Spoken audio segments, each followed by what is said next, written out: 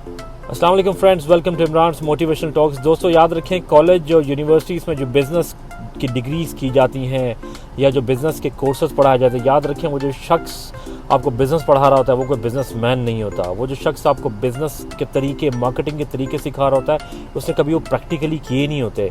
बहुत कम ऐसे लोग होते हैं जिन्होंने प्रैक्टिकली किए होते हैं, और जो बहुत सक्सेसफुल बिज़नेसमैन है वो आपको आके वहाँ लेक्चर दे रहा हो। जो शख्स आपको लेक्चर दे रहे होते हैं, जो प्रोफेसर्स लेक्चर दे रहे होते हैं, ठीक है, उनकी थ्योरी बहुत स्ट्रांग होती है, बस प्रैक्टिकल बहुत कम होता है। वो आपको ये नहीं सिखाएंगे कि बिज़नेस डाउन हो जाए तो तब क्या करना चाहिए, आपके पास पैसे नहीं है या बहुत कम है तब कौन सा कैसा बिज़नेस शुरू करनी चाहिए। वो सिर्फ आपको बुक्स से बताएंगे कि उसने ऐसा कर दिया, उसने ये कर दिया, ये टेक्निक है, वो टेक्निक है, बस प्रैक्टिकली कुछ नहीं होगा। दोस्तों तो बी प्रैक्टिकल।